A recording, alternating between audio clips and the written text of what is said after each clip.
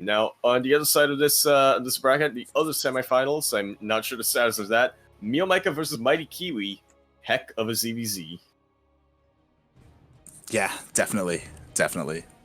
And speaking of ZVZ, that is not the matchup that we are looking at right now. It is, in fact, a PvZ, one of the most storied rivalries in this region. We have, spawning in onto Eternal Empire, Ile, which does, in fact, stand for...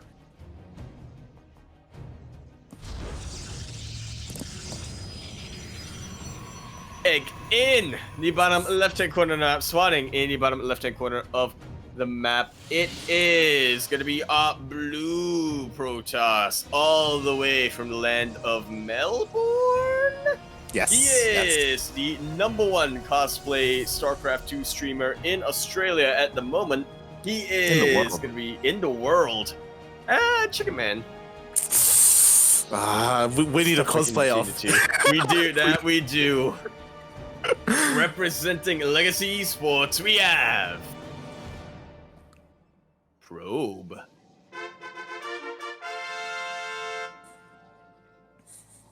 Oh, mate, Sean. And spawning in the top right-hand corner of Eternal Empire LE, we have the Indian Zerg player representing Downfall Gaming. It is Demi.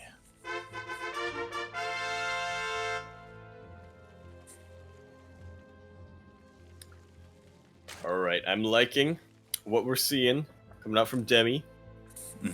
Hatch gas pool, which I mean, I suppose it's meant.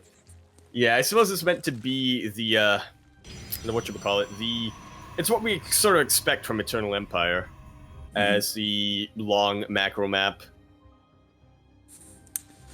Yeah, and I'm very curious to see how this plays out. You know, Probe, there was a time in this tournament series where he was looking dominant, but in more recent times, you know, he's fallen to Mio Micah, he's fallen to Hut. Like, he isn't looking as secure as the best in the region anymore. So yeah, we'll see how he does against Demi. Demi, who's someone who's kind of rising up, who's been practicing more and more recently. And yeah, we'll see how they compare and how things have changed over the past 6 months. Well, we've had a sweep before for Demi, so could see one again today. And this is actually, funnily enough, one of the stories of early ESL Open Cup Fueled by Dare is Demi and Probe, for whatever reason, just always met in the semifinals. And Demi was unable to beat Probe, but got really, really close. Yeah, I feel like early on though, especially, it was a little bit unfortunate, but Demi wouldn't even get a chance to meet Pro because he would get taken out by Seether. He would beat Seether instead. That also happened quite a number of times. Yeah, and it was like, I felt robbed. I wanted to see them like duke it out again. But yeah, we'll see how they do. As Probe, you know, he has snuck out his Stargate. It is chronoing out his first Oracle so far. Demi has no idea that this is coming. He hasn't gone in for a scout. He has scouted the natural, but he hasn't gone into the main base quite yet, so he doesn't know if it's a Twilight Council opener, Robo, or Stargate. And this could be quite a bit of an issue. We saw it last night, funnily enough, like, just how important it is to scout your Protoss opponent as a Zerg player. Don't remember which match that was. True. But... sometimes even if you scout your opponent, like, it doesn't look, I don't want the Dead Pixels curse as Demi, he's going in with his Overlord. It looks like the scout will be denied as it is in a pretty precarious location in between the natural and the main base. It is hidden, so Demi didn't get a scout off, but he's playing it safe anyway, and he got spores regardless. Yeah, this is not something that you can sort of not something that you can ever be sure of as a Protoss player. Sure, he didn't see any pylons up in Probe's main, but that doesn't mean that the pylons aren't in the natural. In fact, that's probably what Demi's thinking. Well, if you're a Zerg player and you go up and you don't scout their tech, that in and of itself, that raises red flags. That's like, oh, it's hidden somewhere. I don't know what he's doing. I have to play it safe. And playing it safe has worked out here as Demi gets one drone but probably not much else. Good spread of queens here, just making sure that wherever the oracles go, at least one of them will be shut down. Yeah. That was really nicely defended there by Demi. He was able to ward away those oracles. Nice control by Probe. He didn't lose any of his oracles quite yet, as he continues to shark around and try and find some kind of damage. As you know, this oracle opener didn't really pay for itself. Not yet though, as it is still quite useful for scouting. Lings are coming in, and the Lings are going away. The oracles are just not quite in position yet. Now they are right back home.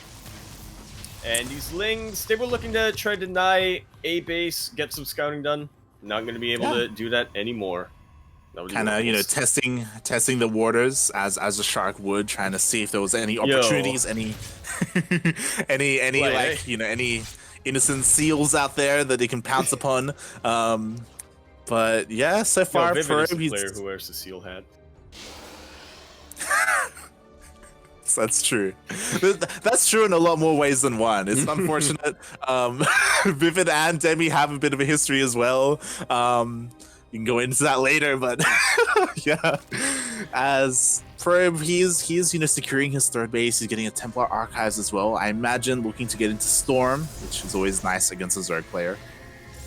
And I'm really liking what Probe is just sort of doing. It's arguably the classic style of, and I mean classic as in, you know, old school. I don't mean classic as in the player, but that sort of classic Protoss style where you are just trying to be a little bit active on the map, just trying to make sure that your opponent is kept back as much as they can whilst you build up as quickly as possible. Demi kind of knows about this as well, though, as he is now very quickly going to be finishing up that infestation pit. Ooh, and a Nidus as well, so we are going to be seeing Swarm Host Nidus coming out for Demi, which could work. Like, Probe, he has been pretty defensive, but he hasn't been able to scout too much. Demi does have to be careful with these things and not send him into his main. There we go. Just give away what he's planning to go for. But we'll see how this works against Probe, because as we say many times, Probe, he is an agent of S.H.I.E.L.D. That he is not quite Nick Fury, but pretty dang close. In fact, he got taken out by Nick Fury last night. he did get taken out. For a little bit of context there, of course, Stats is the shield of Ire himself, and probably the most like solid defensive Protoss out there. And Probe, as well as a couple of others. Yeah, they kind of do follow along his line, his footsteps, if you will. They do work for him in S.H.I.E.L.D. And yeah, we'll see as 11 Swarm Hosts are on the way. It still hasn't been scouted, but a very good fake out by Demi, I think. Just posturing around the map, making sure that his lings and roaches are seen. Yeah, and even though the Phoenix came in and it basically circled the entirety of the 3 bases, that infestation pit and swarm, that Nidus still hasn't been scouted. Even these hallucinations. It went around the perimeter. It didn't go into the actual place. And even with this observer as well, just like Probe, he's been so good at trying to scout, but he just has missed it every single time. And now the Swarm Hosts are out, the Locusts are here, and this base is gonna fall. Yeah, it will. There is no way for Probe to really come back here, but barring a recall. And if he even if he tried to recall, I don't think that will be fast enough. Yeah, and Probe just completely caught out of position, completely caught unawares. And look at how much. I was just gonna say, look at how much production of Probe is unpowered as well with that base. Oh my god, yeah. Okay, not that many. Not that many, to be fair. It was looking a little bit rough there. And Demi, he's just going to keep applying the pressure. Demi, he is maxed out. He can just keep doing this, and every single time he just comes out with more value. Exactly. What is that old mantra like when your opponent defends, tech up, or either or? Basically get ahead. Went ahead, get further ahead, as here comes the next wave of Locusts looking to try and pounce upon the army, or at least the Nexus. Perfect multi-prong. A lot of these storms are being used on the roaches, and that is not the best use when the Swarm Hosts are out on the map, completely sandwiching the army of Probe. Now, these roaches are very low, and Probe might look like he could barely hold here. There are a lot of Immortals, but he will lose his Swarm base on top of this. Demi, he is so content right now with the damage that he's dealt. He's just going back home, going to be regrouping, switching it up once again with that Spire. This is the Demi that we know and love. This is the shark that hunts it for its prey. Exactly, and Probe only just now finishing up his third base. He's been on 2-base economy for quite some time. He was losing more and more Nexuses as well. Like Demi, he's just, again, these Swarm hosts are just getting so much done, and Probe, he's hurting, and he's not ready for the meter switch once it happens. No, he is not. There's only one Archon out on the map. Now, it does have a couple of Storms, and they are pretty good against Mutalisk, but the main difference between Mutalisk and Roaches, Mutalisk are a lot more mobile. And turn around and just avoid that storm for quite some time.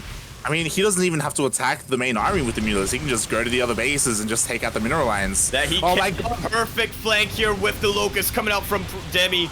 And this is looking like it could be the beginning of the end here. I think we talked about it a lot last night, Light. Being ahead as a Zerg player does not necessarily mean you're ahead.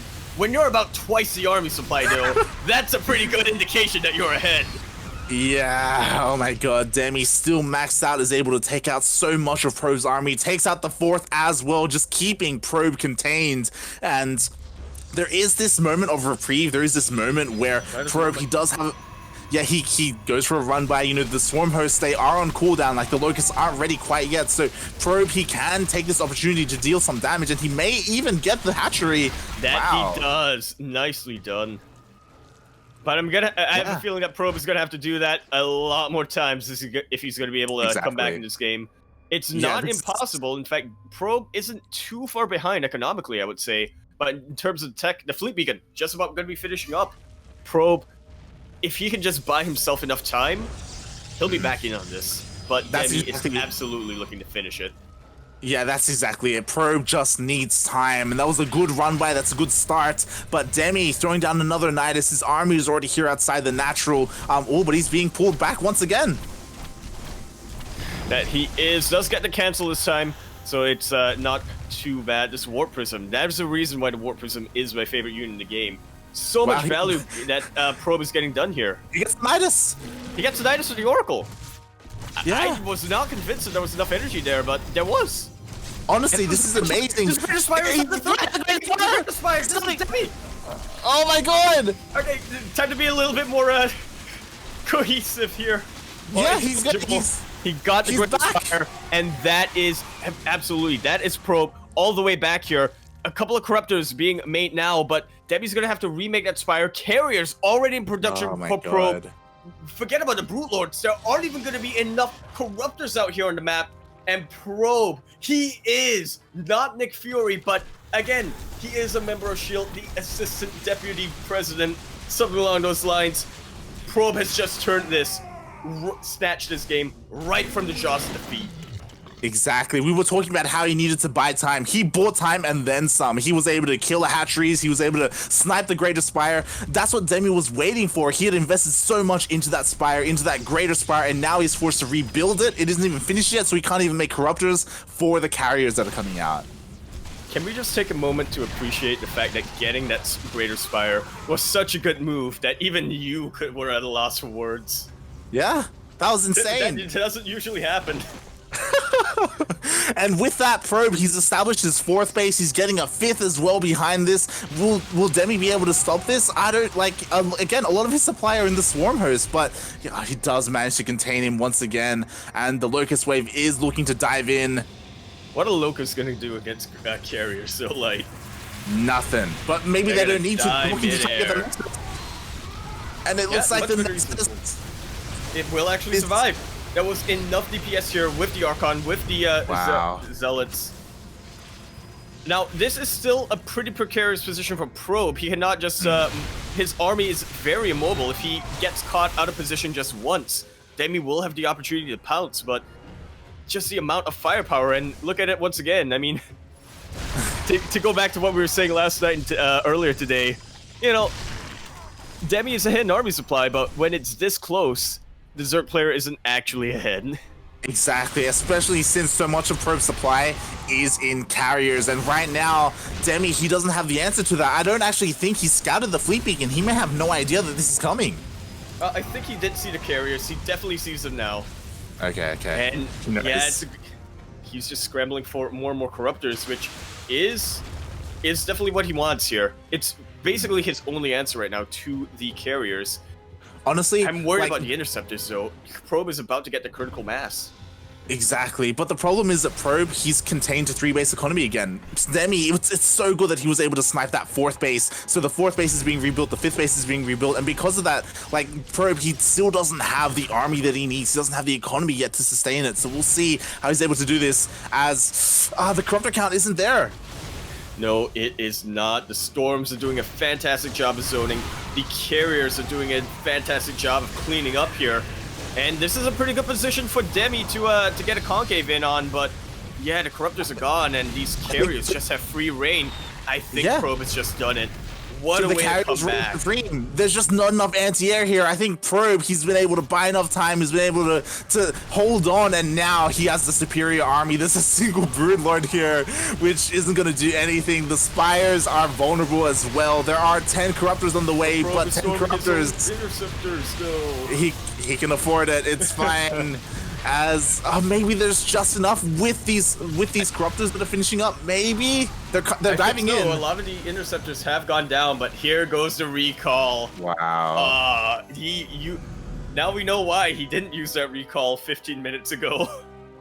I just checked. Probe has not lost a single carrier. He has kept all of his carriers alive. He had lost so many interceptors, but he had done the damage. He went back home. He's being as efficient as he can. To be fair, Demi, he did max out. You know, we can see there is a difference in supplies, but now we're looking at the quality of their armies. That we are here. It's one of those dynamics in a ZVP where you're really getting the Protoss army synergizes really well. That's what I was trying to say. And as the Zerg player, what you're trying to do is sort of making 2 armies just to deal with aspects of the Protoss army. Like Demi. Yeah, they are running on in. He's done it. Has he done it? Has he turned it around? Now, Probe did get a couple of Void Rays out, but again, just doesn't have that critical mass here. The ground army for Demi has been wiped out, but Demi is remaxing. He has that bank. He can afford to do so. Probe, once again, he's going to have to turtle up and channel his inner stats for a bit.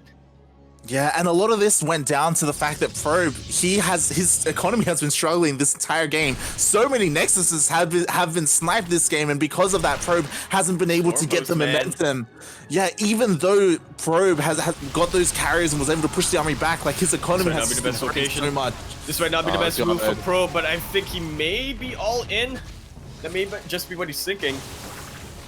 Yeah, that was an expensive loss there for Probe, and now he's forced back home. He's still struggling to get his 5th base up. He's still got his 4th though, and with these shield batteries, maybe there's enough here to hold. There isn't, like, these corruptors are kind of dead supply when there's nothing to shoot, but Greater Spire is on the way. That it is finally, once again. I don't think Demi is going to allow Probe to snipe that twice. It was already sniped twice. He remade it, and then I think the carriers killed it earlier. Yeah, I was just checking. 2 Greater Spires have gone down. So again, it was really important that Probe did that to be able to delay those Broodlords time and time again. But does he have enough to hold here? Well, his shield batteries are running out of energy very quickly. The Locusts are going in what could arguably be the perfect timing, synergizing really well with the rest of the Zerg army. Now the Corruptors are the other word, causticking down this Nexus. And I don't know, Probe might manage to scrounge up enough to defend this attack, but just look at the difference in army supply. Yeah, again, when the Zerg player is 100 supply up on the Protoss player, then you can say that the Zerg player is ahead. Probe has lost 5 Nexuses this game. 5 Nexuses have gone down, and that's the story of his economy, basically. Like, he's just been struggling so much. He's gonna lose another Nexus here as well. He just can't get a 5th base. He struggled so much to even get a 4th base, and look at the mini-map. Demi now gonna be securing his, I can do math, 6th base. There you go. That's his 7th, actually, but yeah. Yes. He even took the time to do math.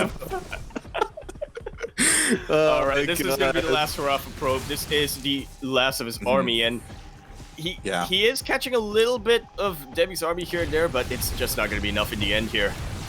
Yeah, I mean, again, what's Demi's going for him is with the concave.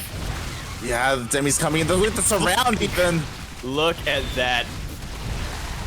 GG is called. Demi going to be going up 1-0 in this best of 3 semifinals.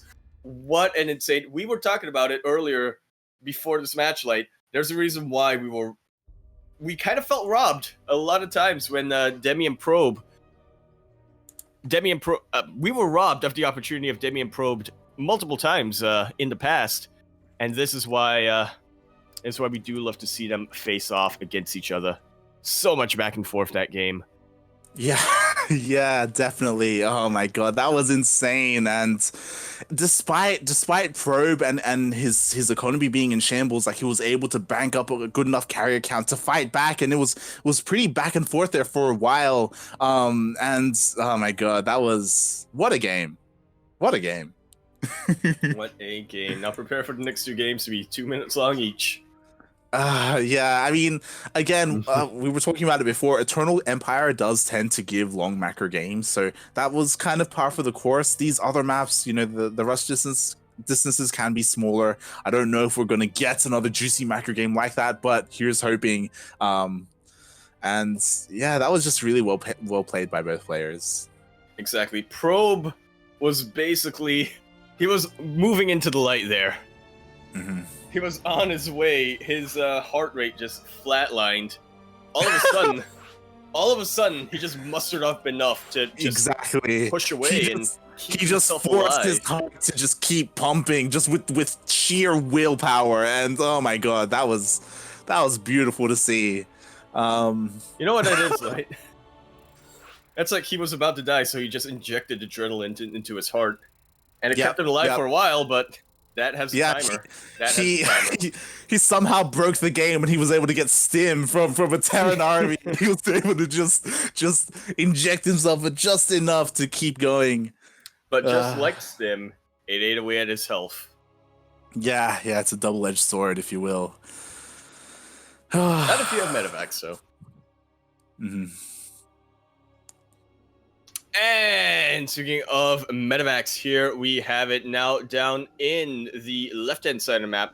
Spawning in the left-hand side of the map, we have our blue Protoss. Gonna be coming in all the way from the land of Melbourne. He is the most storied player in this region, I would say. The winningest player when it comes to ESL Open Cup Fueled by Dare with 4 championships. His opponent on the opposite side of the map, he's looking to deny that. Can he pull it off? Representing Legacy Esports, we have Probe.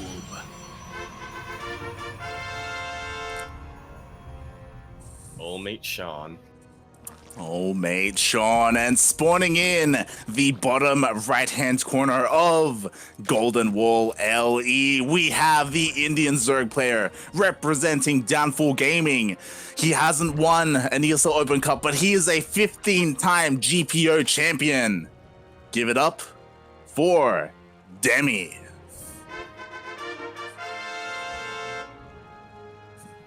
Can we go back to the previous game for a second, Light, and just appreciate just how close and how hype and insane that game was? That normally, when we're casting together, I spout out a bunch of sounds, and then it's up to you to translate that for the audience.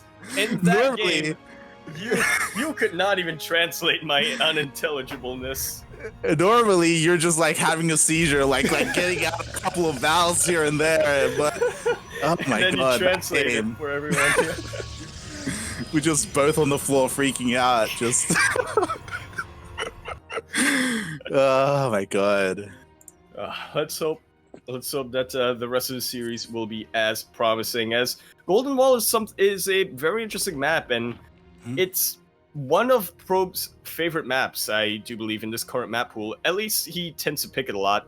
I've seen Probe throw out a lot of different strategies on this map. Yeah, that's all I'm gonna say. Most of them involving Stargate. Yeah, this map is very is very unique, and that does tend to lends to different strategies, different styles.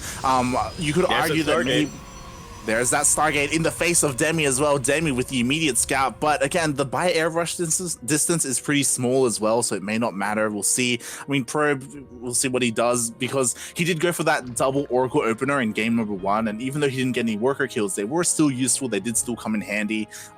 We could see that again. We could see Mass Phoenix as well. Like, there's a lot of possibilities here for Probe. I'm just waiting for him to throw down that fleet beacon.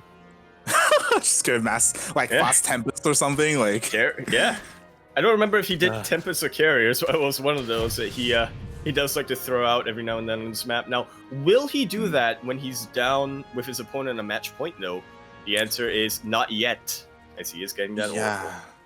We'll see, as that we do have an Oracle first. We'll see if he, in game number 1, he banked up 2 Oracles before he went across the map. But that Stargate was more hidden, so there was more reason to do so. See what he does with his first one here. that Stalker is ready to kill that Overlord, by the way, in the natural. He's waiting. He's ready for it. He's ready for that high ground vision. To get my Oracle out, you better watch out, Overlord.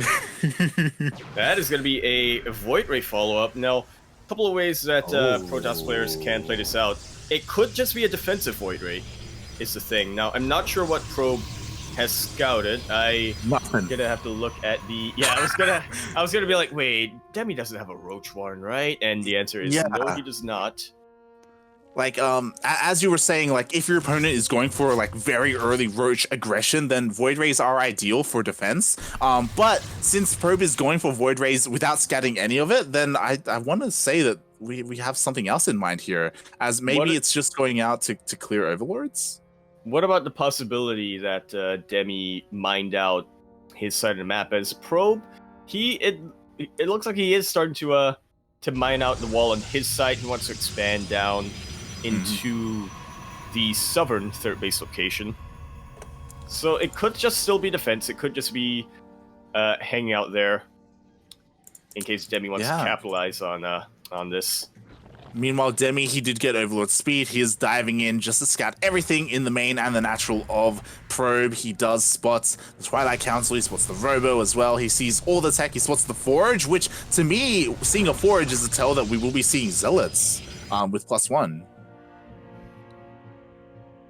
Yeah, I have to think about that for a second. I think. Well, I agree with you. I agree with you, and I don't agree with you. I agree with you that Zealots are +1 Zealots are just basically what any Protoss player wants in the ZVP. But yeah, there's charge every now and then, there's charge. Every now and then, though, you encounter a Beast Orc or a Parting who decides, you know what, Colossus. So yeah, typically when you see Colossus timing. Typically when you see +1 like this with a Forge and a Twilight Council, it does tend to be charge lots with +1 attack. But it is important to bear in mind that Demi, he did scout all of those buildings, so he can deduce that is on the way for Probe. So he will be preparing himself accordingly. I do like that he's getting a Baneling Nest as well, so Banelings are ideal against charge lots. Charge lots, you have to be so careful microing them to make sure that they don't just charge and dive right into Banelings. And oh my god, Jet. Proxy Spider, Jet, you were talking about this. I'm adding her right now. This is a build that has been thrown around quite a bit in the NA as well as the Latin America ladder. It's something that a lot of Zerg players are just experimenting with. It's kind of like as a Protoss player using your Warp Prism, right, to have an energy field and build that Dark Shrine. This is that equivalent of that. Now, a little bit more. You do have to be a little bit more precarious. You do have to keep that Overlord continuing to drool down creep, because otherwise that Spire will expire. That it will, and we'll see how this goes for Demi. Hopefully, I'm a little bit concerned that he may invest too much too soon into Mutalisk, as he could get caught off guard, especially if like Probe's attack comes sooner, and it catches him off guard. But we'll see, as Probe, he is getting a third base behind this. He is getting his production up and ready for his charge lots to come out. Meanwhile, Demi, he is applying pressure here, and there's not too much for defense. Well, if he can take out that Stargate it would definitely be huge. Because I was gonna say the one thing that, or not the one thing, but one thing that Demi does have going for him is that Probe basically stopped production on that Stargate. Doesn't know about the Spire. If he did, I would imagine he would just go straight into Mass Phoenix. But again, because it is a proxied Spire. Yeah, and he spotted it. So this zealot run by actually ran past it. That's why we see Phoenixes and another Stargate in production for Probe. So unfortunately, Probe has seen it. He knows exactly what it is, and he's preparing for it. Nicely done. Even getting those Archons as well, just compliment them. Yeah, and throwing out a couple of stasis wards in case of a breach in the wall. Ah, this is the shield training. This is why, honestly, I was kind of doubting the position here for the Spire, for Demi. Especially if you're expanding to the north, then it's more likely to be scouted due to run-bys. I feel like if you're expanding to the north, it may be better to put the Spire to the south instead on the other side of the wall, or vice versa, depending on where you're expanding to. But yeah, in the end, it did get scouted. Yeah, I think this map in general would be a little bit rough for the Proxy Spire, though. Because going into, putting the Proxy in the south side of the wall, you still have there's still a very real possibility that your opponent goes by air rush. I know words. Yeah, like again, this map, I should say, isn't very large. So there aren't too many like nice locations to proxy that, and here come the Zealot run by. We'll be focusing it down. Will the upgrade finish in time? It looks like it will. It's 4 seconds, 3 seconds, 2 seconds, 1 second, and it will finish right before being taken out. I definitely got worried there for a sec. It was very close. So the upgrade for Demi does finish, but the Spire does go down, which means there won't be any more Mutalists coming out for him anytime soon. He is rebuilding it, which makes sense to me because we do have a fleet beacon on the way for Probe. I imagine Demi's going to want to transition eventually into Corruptors, but yeah, now that he sees all the Phoenixes out on the map. Wow.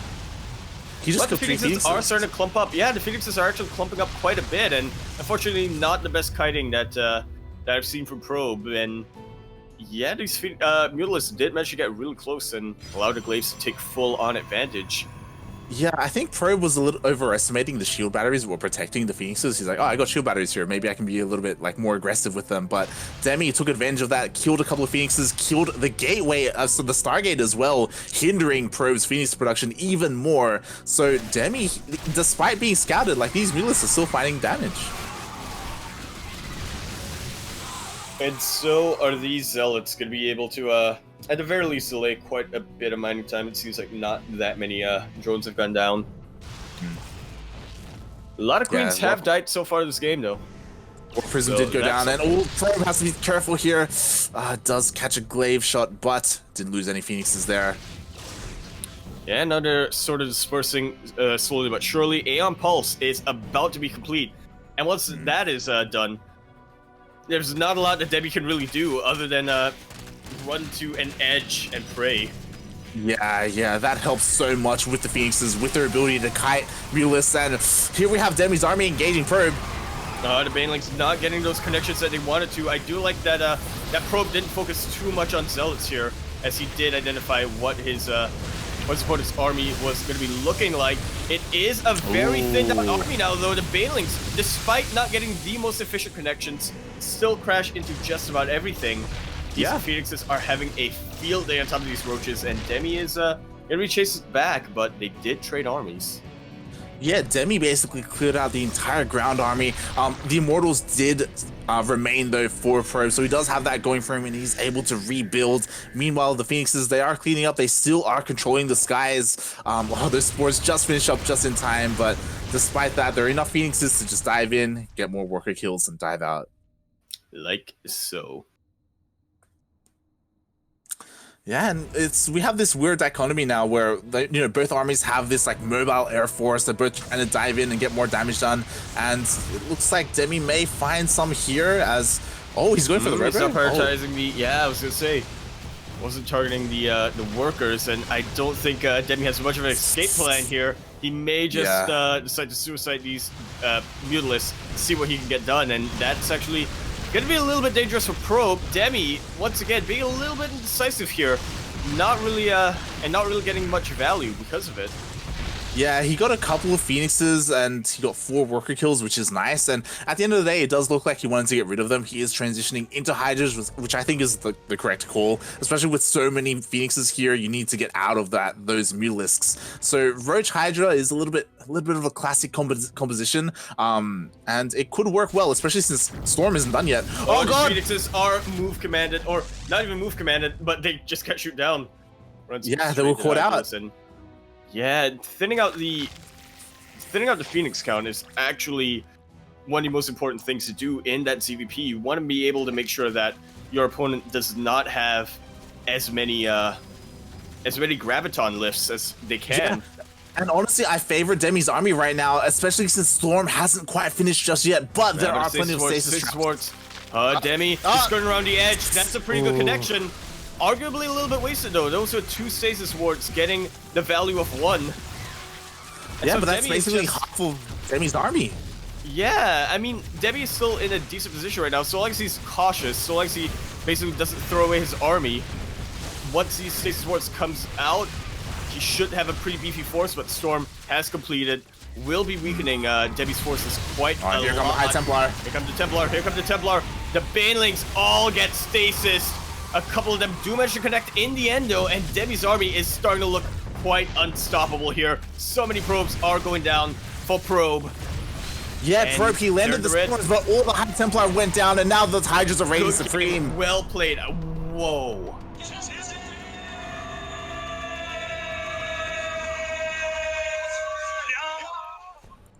Whoa.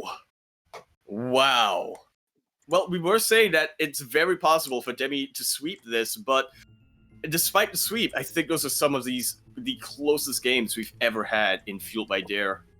Yeah, GG, well played. Demi does take down the best in Australia. It does take down Probe 2-0 and will advance to face the other Zerg in the grand finals. Oh, yes. Unfortunately, we did not get to see how those games played out, as we did have the semifinals going. I don't think it was concurrently. I think they actually played it before the lower semis. But regardless, we will have our finals. It will be a ZVZ, which a little bit unfortunate to have a mirror matchup in the finals. But when it's 2 players like this, it's definitely something to look out for. Now, one thing to keep in mind, just recently, on Saturday, Mio-Micah did take out Demi 2-1, I believe. Or maybe it was 2-0 in the Grand Plebis Open. Demi has been itching for this rematch. Yeah, I was about to say that there is a little bit of a rivalry between these 2 players, especially in 2020, where, you know, GPO was Demi's tournament for the longest time, and now this year it's kind of been intruded upon by these other Southeast Asian Zerg players, one of them being Mio-Micah. And Mio-Micah, he has been looking pretty dominant in GPO and has faced Demi time and time again, to the point where Demi, he even recently tweeted out after his loss against Mio-Micah, like he was pretty like upset about it. He was like, he was frustrated, like how do I play against this guy? Like he does things that don't make any sense, like you know, like classic, you know, Mio-Micah basically. And yeah, they've been going back and forth, and really this is the finals that we needed. Every time I see somebody say, "Yo, how do I play against Mio-Micah?" I'm like, first time. Yeah. And again, like just speaking about what the semis that we just casted, we've seen it before, or at least I always like want to favor Demi against Probe, because Probe, unlike Pez, he doesn't have as much experience against these Southeast Asian Zerg players. That's something that Pez has brought up time and time again, that what he loves about GPO is that he gets practice against Mio-Micah and Demi, and that's something that you don't really get if you don't participate in these tournaments. So that's why Pez's PvZ has gotten as good as it has. And I would almost say that if we had Pez up against Mio-Micah or Probe up against Mio-Micah, I would favor Pez almost, just because he has that experience now. And yeah, we saw that here. You know, Demi's able to take him out, and now, hey, this is the ZVZ we needed. This is that ZVZ we were looking for. Demi is requesting a quick little 5 minutes break, so yeah, we will have a little bit of time in between then. As we can just talk about the semis.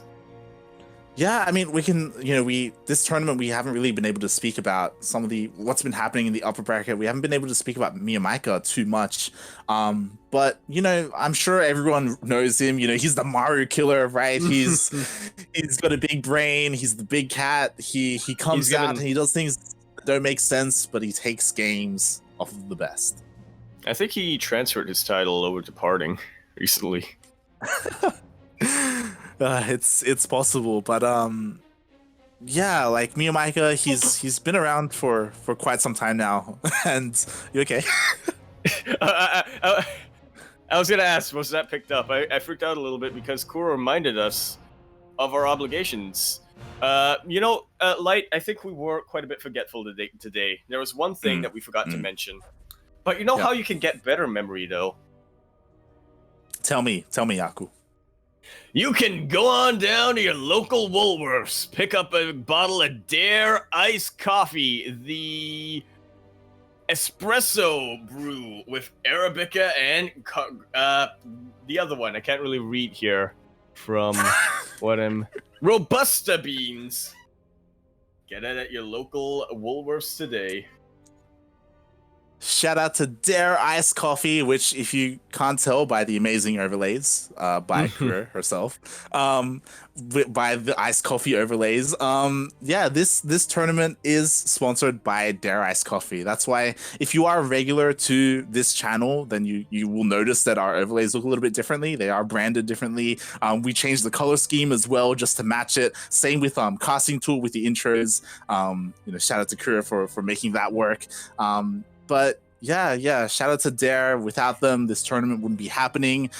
Same with ESL. They were able to work out this partnership where Dare has stepped into esports and is funding these tournaments and supporting the scene. So, in turn, support them as best you can. It's amazing that we get our own ESL Open Cups.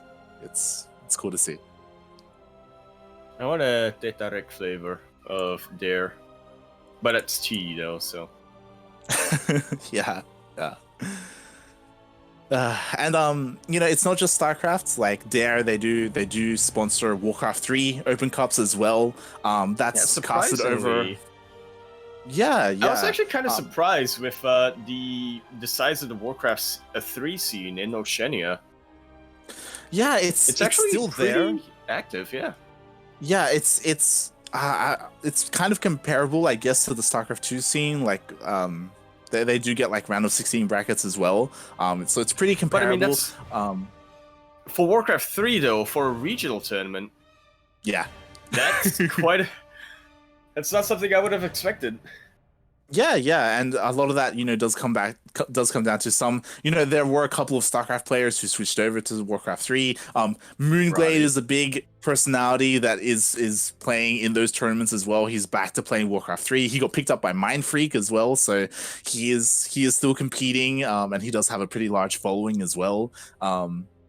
As I'm sure a lot of people recognize him from StarCraft 2 here. Of course, he did originate in Warcraft 3. Used to be a caster over in Korea. Yeah, he was part of Team Salmon. He would cast with Valdez and Wolf. And Moonglade, he also casted, I think he casted a couple of DreamHacks as well. I'm not too sure about IEM, but I do recall him casting a DreamHack. And yeah, Moonglade, he was the best. he has a legacy as being the best Australian Zerg player for quite some time, before that mantle was kind of passed on to Pig for a while. And then Pig had to pass it over to others in Australia. I would say Igus after that. It was Igus and Petraeus as like the duo, the two best in the region for quite some time, the Root Boys. But yeah. You know what's super weird, Light? We talk about it a lot, how we're like, yes, the Sea Duckling Open, more like ZVZ Duckling Open, am I right? And because CN is part of that sort of greater Oceania region, we normally think of them being the same scene. So we're always like, yes, ANZ, it's very Zerg heavy. not necessarily the case. New Zealand definitely is, but when it comes to Australia, it's mostly Terran and Protoss.